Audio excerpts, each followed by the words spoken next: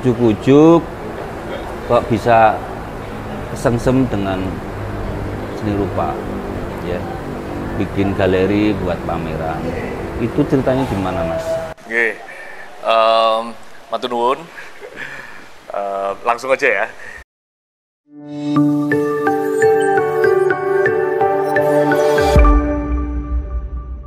Dulu kuliah di ilmu politik, ya, UGM gitu. Kemudian beliau ke Eropa gitu ya, belajar politik juga.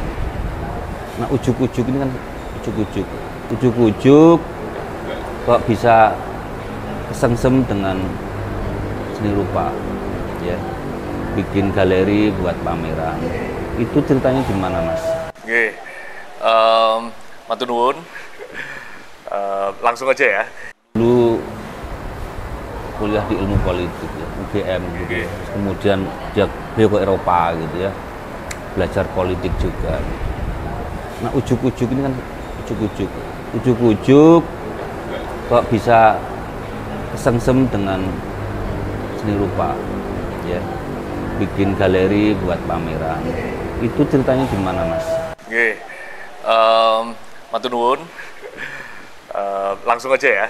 Jadi saya waktu kecil itu suka mewarnai, ikut lomba-lomba mewarnai, namanya anak-anak gitulah. Ikut, kadang menang, kadang kalah.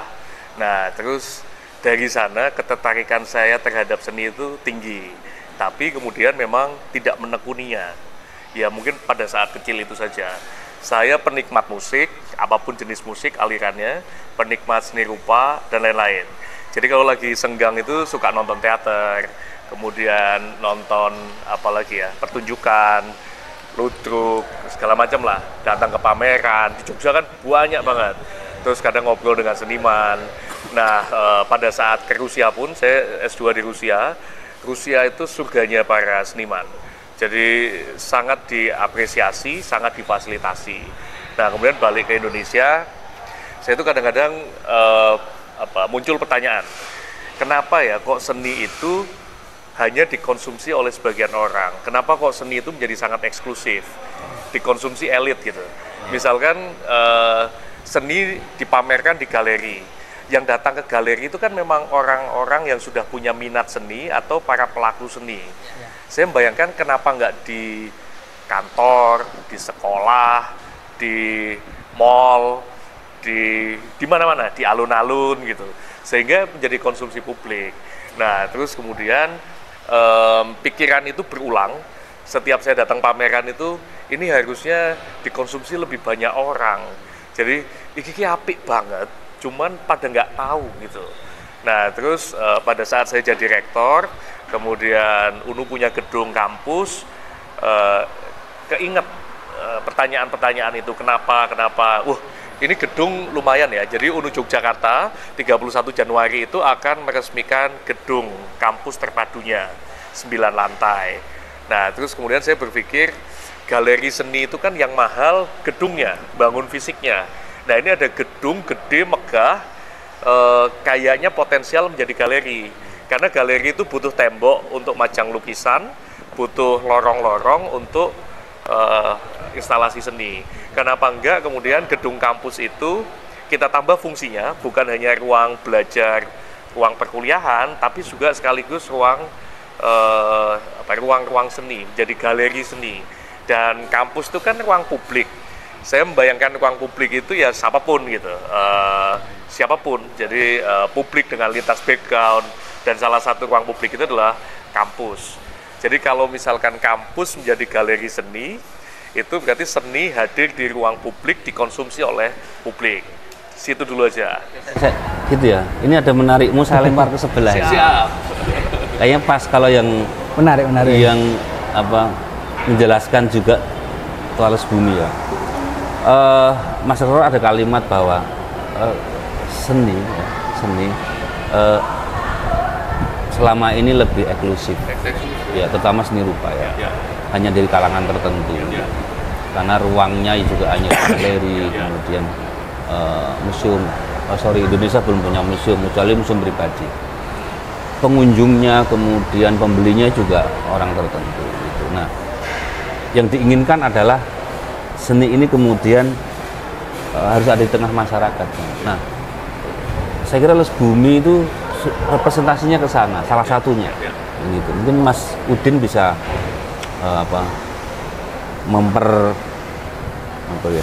memperkuat lah gitu. Nggak harus memperkuat sih. Jangan-jangan beliau punya pemikiran yang beda. Enggak, seni nggak harus untuk publik.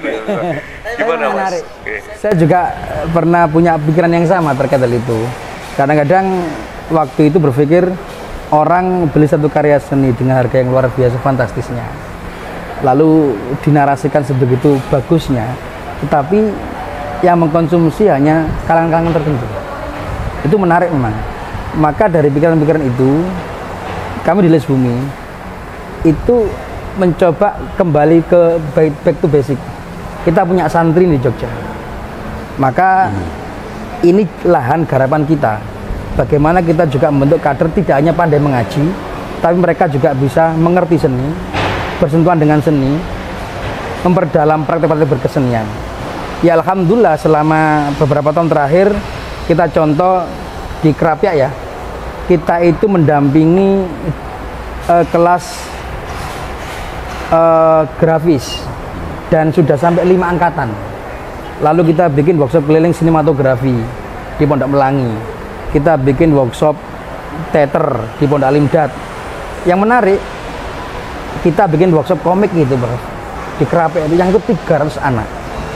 Dan per hari ini oleh MTS Salim Maksum itu diproduksi komik itu, komik strip dengan tema stop bullying, itu besok cetak 1000 eksemplar ini. Yang menarik dari kami dan kawan-kawan yang di Les Bumi itu, santri itu memiliki kualitas diri yang luar biasa bagi kami. Mereka cepat menyerap, cepat menangkap, dan mereka punya ekspresi yang unik terkait pengalaman yang mereka alami. Itu sih. Maka kalau orang berkata eksklusif seni di ranah itu berbeda pendapat, biasa saja lah, itu boleh-boleh saja lah. Kalau bagi kita di kalangan hobi itu kan biasa. Tapi paling tidak ada satu gerbong besar yang patut kita upayakan untuk diri kita dampingi itu di pesantren. Dan hari ini UNU membuat rumah budaya, membuat Galeri Nusantara. Ini kok seolah-olah yang bersambut lah kira-kira kami. Di pesantren kita siapkan santri tidak hanya pandai mengaji tapi juga pandai berkesenian. Kampus UNU, kampus NU memiliki fasilitas itu. Ini kan menarik. Ada semesta yang mendukung lah kira-kira itu. Kira-kira itu. Kampus UNU dengan visi yang semacam ini agak unik Mas Hansi. Unik. Di pesantren jelas kami percaya. Dan ini bukan kampus seni kan gitu ya? Bukan kampus seni. Kampus kalau isi biasa ya. Biasa. Kampus isi biasa. Itu bukan kampus seni. Maka di pesantren itu masih juga nggak kemarin. Kita soal ke Pak Yai itu nggak mudah. Ada proses, ada terus dialektika yang berkelanjutan. Sampai walhasil per hari ini kami dipercaya masuk ke pesantren. Kenapa? Ketika kami berpikir satu-satunya pendidikan, mohon maaf, lembaga yang cukup komplit mendidik manusia itu ya pesantren. Kognitifnya dibangun, afeksinya dibangun. Mereka ada istighosah, ada berjanji dan sebagainya. Bahkan psikomotoriknya atau sisi behaviornya itu dibangun, rohan dan sebagainya. Lah kalau teman-teman santri ini di pesantren sudah mulai bersentuhan dengan dunia kesenian dan kebudayaan, dia punya basic mengaji yang bagus, lepas dari pesantren ada kampus milik sendiri yang mungkin mereka tidak harus mencari di tempat yang lain. Ini loh UNU punya hal semacam ini, punya fasilitas semacam ini. Itu dengan sendirinya tanpa kita berpikir berat-berat lah kira-kira itu ke depan arah seni budaya yang bernafaskan aswajaan naudiyah itu bisa kita warnai lah kira-kira bisa. Itu uniknya. Banyak cerita unik. Kalau sama Mas sebagai kurator dan pengelola galeri nih Mas. Pengelola galeri ya ini. Apa yang Mas Rektor bilang itu benar. Memang benar. Jadi kesenian terutama seni rupa di Indonesia khususnya itu selama ini memang eksklusif. Tapi kan ini nanti ada bedanya. Nah, ini kan kita bicara dalam konteks kesenian di ranah mainstream kan begitu. Mainstream. Nah, bedanya adalah kita ini kan Nahdliyin ya, Nahdliyin. Kita ini santri dan kita juga bagian yang ikut berkhidmat di Nahdlatul Ulama. Nah, salah satu bentuk hikmat yang kita lakukan kan lewat kesenian dan kebudayaan. Artinya apa? Kita harus ikut rel itu. Bagaimana kita berpijak, ya kan? Seni dan budaya itu berpijaknya kemana di NU itu? Dengan apa? Nah, saya kira ini nanti membedakan dengan yang mainstream. Karena mainstream itu bangunannya jelas. Secara estetika, secara teori dan lain-lain adalah barat. Gitu. Nah, di NU lain. Kalau kita bicara seni dan budaya dalam konteks NU, pijakannya ya lingkungan dan alam. Dan itu artinya apa? Ini bukan persoalan hanya sebatas produsennya dan konsumennya, orang yang membuat karya dan orang yang menonton, bukan. Tapi peristiwa itu sehari-hari ada di lingkungan dan alam, kan gitu. Nah, ini kan yang tidak pernah kita ungkap sebenarnya, meskipun kita semua ini bersinggungan sehari-hari, kan gitu. Nah, kalau di mainstream, gitu, kalau kita bicara kesenian di mainstream, itu nyaris ada keseragaman. Karena apa? Ada taste, ada selera, ada pembuat, ada pembeli. Pembeli ini juga bukan untuk membeli untuk dikonsumsi sendiri, itu juga kemudian dikonsumsikan lagi, kan begitu, ya kan gitu. Artinya ada taste, ada selera bersama yang dibangun, kan gitu. Nah, sehingga apa? Keseragaman itu tidak bisa lepas. Nah, kalau kita bicara di konteks NU, kan keberagaman di lingkungan A, di lingkungan B dan seterusnya kan berbeda, karena masing-masing punya tradisi, punya kebiasaan, punya laku dan seterusnya. Makanya kemudian kayak, nah ini yang harusnya kita rawat sebenarnya. Ini saya mau nanya ke Mas Rektor nih. Tadi kita dengerin juga latar belakang beliau membuat ini semua, punya ide ini semua. Lalu ke depan yang diingin oleh seorang rektor UNU hari ini itu mahasiswa UNU dengan diberi ruang semacam ini, itu apa Mas Rektor? Oke, sebelum itu ya saya ketarik merespon. Jadi sebenarnya dibalik kenapa seni ada di galeri, tidak di kantor, tidak di mall, tidak di alun-alun, itu memang kayaknya memang ada perdebatan aliran. Jadi ada yang menganggap seni itu ya untuk seni, ada yang menganggap seni itu alat politik, ada seni untuk misi perjuangan dan segala macam. Kemudian ada perdebatan soal budaya tinggi, budaya unggul, budaya agung dengan budaya pop dan segala macamnya lah. Dan implikasinya nanti ya tadi itu ada di mana itu. Cuman menurut saya sah-sah saja perdebatan itu. Hanya saja nih menurut saya agak timpang nih. Yang di ranah publik itu minim sekali gitu, bahwa nanti punya potensi menjadi industrialisasi, menjadi pop, menjadi banal, itu urusan nanti gitu.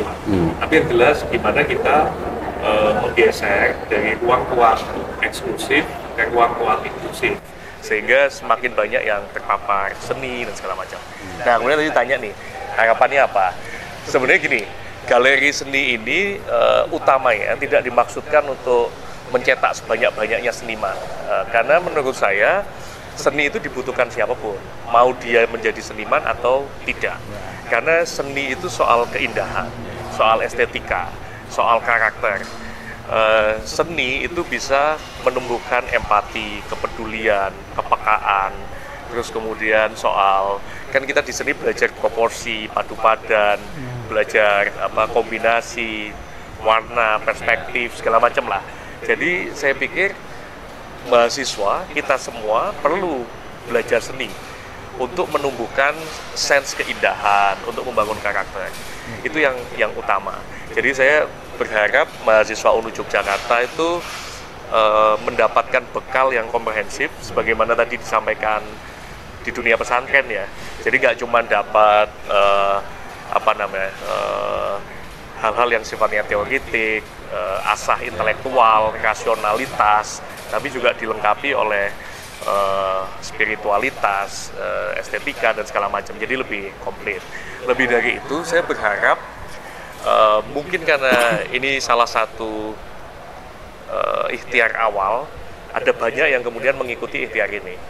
Jadi siapa tahu apa yang kita lakukan ini menginspirasi. Di Indonesia itu ada ribuan kampus.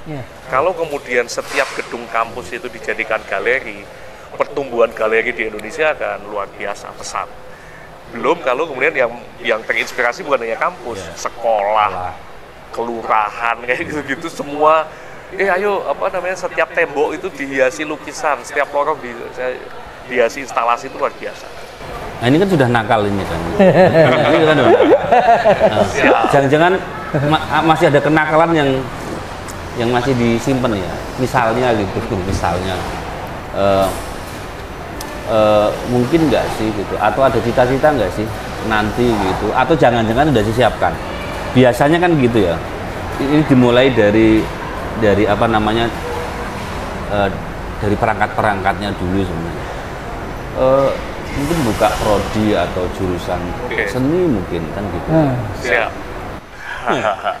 Wah ini pertanyaan yang kan memancing ya, mimpi-mimpi baru. Jadi gini, yang saya bayangkan, seni itu produk budaya. Nggak apa-apa kita mulai dari sesuatu yang kecil, konkret gitu, nanti kemudian membesar. Nah, dan terbukti gitu. Ide saya lontarkan ke Les Bumi, ternyata Les Bumi punya misi yang sama, sudah bekerja di ranah yang sama, kita bisa kolaborasi, ya kan? Les Bumi gerak di hulunya, kita di hilirnya, kita muaranya. Teman-teman kan, yuk berlatih seni, memproduksi seni, kan butuh wadah. Nah, kemudian galeri ini kan sebagai wadahnya, sebagai muaranya.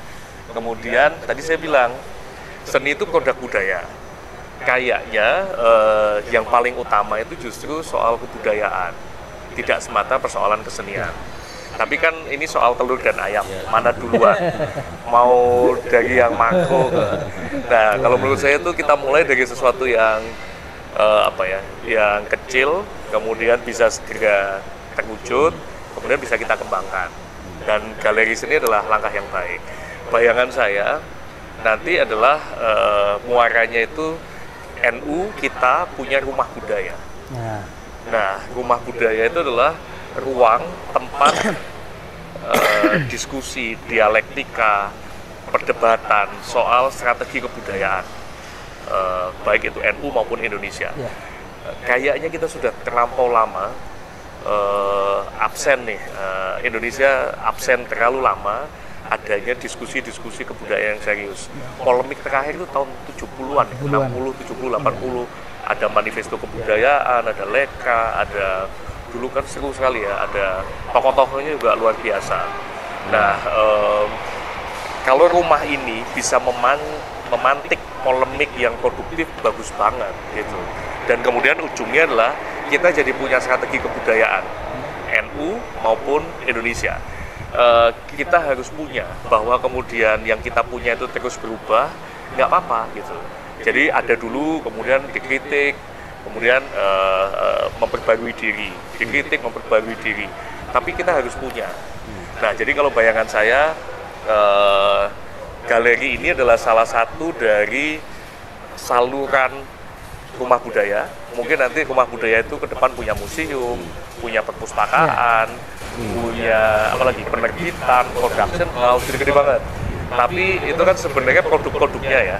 Tapi produk yang baik itu berasal dari perdebatan, pemikiran, ide yang serius gitu. Nah, itu di rumah budaya. Ini hanya etalasenya. Saya kepancing ini. Menarik. Saya kepancing loh, ini ada kepancing baru loh ini.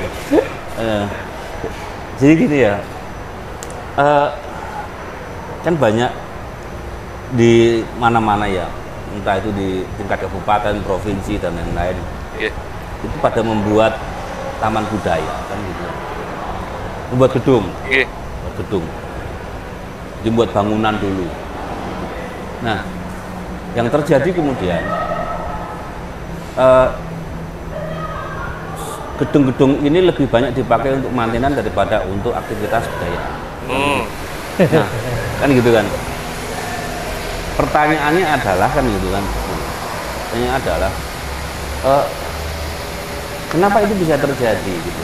Jangan-jangan orang lebih hanya memikirkan punya bangunan dulu gitu. Tapi tidak pernah memikirkan isinya. Artinya gini, ini manajemennya, jadi manajemen keseniannya. Manajemen kesenian dalam pengertian begini, bukan pengelolaan ya, tapi lebih kepada program, kan gitu. Program. Karena orang tidak pernah berpikir program. Gitu. Penting punya bangunan kan. Nah, ini kan menarik ya, kan gitu. Nah, program itu kan juga dibuat bukan berdasarkan angan-angan, kan gitu.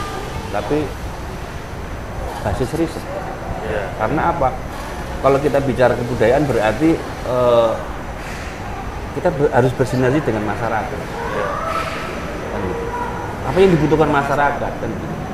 Bukan yang dibutuhkan oleh pemilik.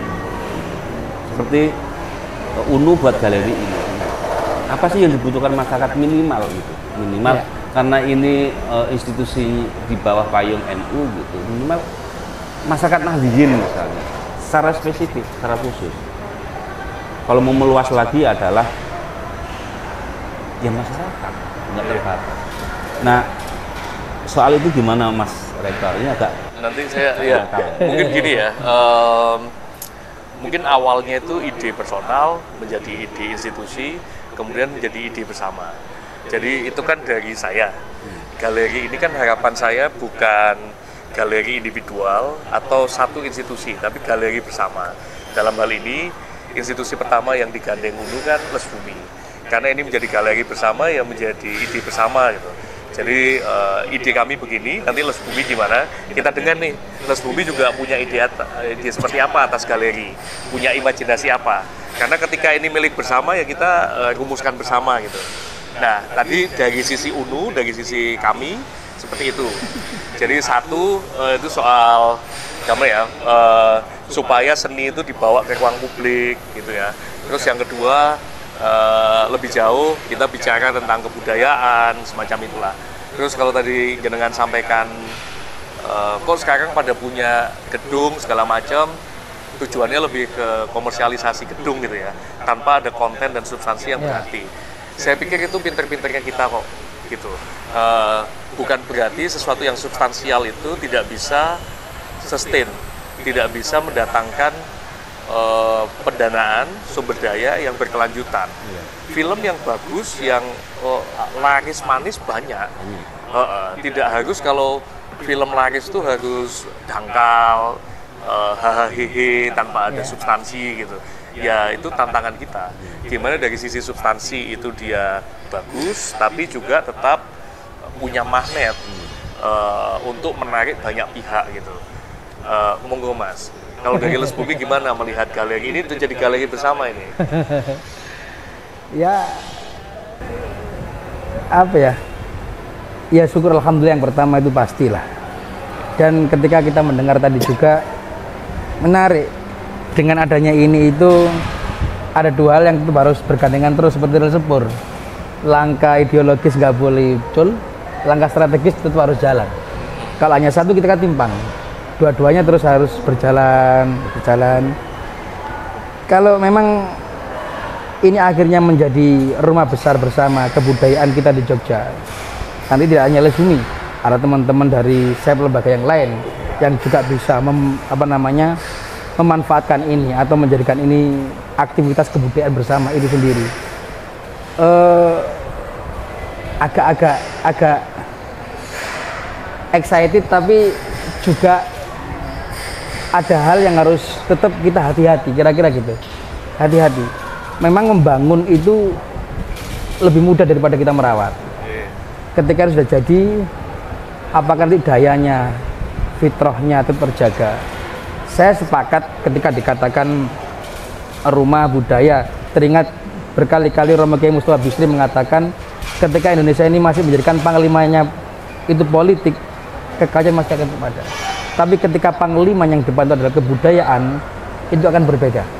Itu beliau sering kali mengatakan hal itu di banyak forum, beliau mengatakan hal itu. apa ya? Saya nggak punya visi ke depan yang seperti apa, tapi saya itu percaya dengan suatu yang satu hal itu tetap harus kita pikirkan. Ide konsep gagasan harus kita bikin, tetapi untuk ngedem, kira-kira kalau bahasa kita kan gitu loh, anak urid wadatud walifalu mayurid. Yang kedua, seni bagi saya dengan berbagai macam definisinya, budaya dan macam definisinya itu, saya itu masih suka dengan satu definisi sufi seorang penyair dari Mesir, Dun al-Misri. Ruangnya apa? Ruangnya apapun ruangnya, bentuk keseniannya seperti apa, pikiran budayanya mau seperti apa, versi beliau ya sautu haq iju qulubal haq. Kira-kira kalau bahasa bebasnya itu budaya, produk budaya, seni dan produk turunannya itu harus membawa kemanfaatan sehingga dia bisa membawa jiwa-jiwa yang baik menuju yang maha baik. Niat awalnya itu yang memang menjadi PR saya, Mas Rektor. Niat awalnya saya bener tanya Mas Anzim ini ketika kumpul kepanitiaan Mas ya, saya bilang ke teman-teman, ini kita bikin pameran bareng-bareng dengan UNU, dengan Mas Mika dan siapapun. Saya mengatakan ke teman-teman, niat awal kita itu hormat masyayikh, niat awal kita itu takzim kepada para masyayikh. Saya bilang seperti ini bukan tanpa pengalaman. Kami waktu muktamar di Jombang, saya bikin pameran itu dengan Mas juga ini, dengan tema Gus Dur wajah semua kerinduan Mas ya, di Tebu Ireng, disupport oleh Mas Imam Aziz. Yang buka Bunyai Nuria dengan seluruh putra-putranya, ada orasi budaya Yasin Muhammad. Agak berbeda ketika kami berjalan, niat awalnya berbeda. Ini uniknya di NU, saya sendiri nggak tahu ini apa, atau jangan-jangan karena emang bagi orang Nahdlin pasti akan percaya itu. Secara sanad di seni rupa kita punya Baridun Abdullah, pencipta logo Nahdlatul Ulama. Kalau kita baca narasi ceritanya kan sangat luar biasa ini. Sanad seni rupa kita punya, kita miliki itu. Sanad sastra apalagi, NU rumahnya. Tapi pikiran-pikiran semacam ini yang bikin kita tetap harus istiqomah itu nantinya benar. Terkadang kritik nanti ketika muncul itu bisa membuat kita ngelupro. Itu yang perlu kita waspadai. Apakah rumah budaya ini atau galeri Nusantara ini benar-benar akan bertahan atau tidak, itu tergantung kita semua nantinya. Tapi saya secara pribadi tetap yakin, tetap optimis, ketika diniatkan dengan niat yang baik, dia akan berjalan dengan real yang baik. Saya teringat kata-kata Rendra, hidup kata Rendra itu mak bukan maut yang menakutkan hatiku, tetapi hidup yang tidak hidup karena kehilangan daya dan kehilangan fitrahnya. Ada bangunan, ada produk, ada ide, ada konsep, ada infrastruktur, seni, budaya dan sebagainya, tetapi kita kehilangan fitrah dan ruh kita. Kita ini apa? Kita menjadi siapa? Dan mau kita kemanakan segala hal yang sudah kita miliki itu. Mungkin itu Mas Rektor. Nggak tahu ini seperti apa, cuma jenengan kasih PR yang sangat berat bagi teman-teman di NU sendiri. Ini keren, ini PR-nya keren ini. PR untuk kita bersama, kita gagap bersama.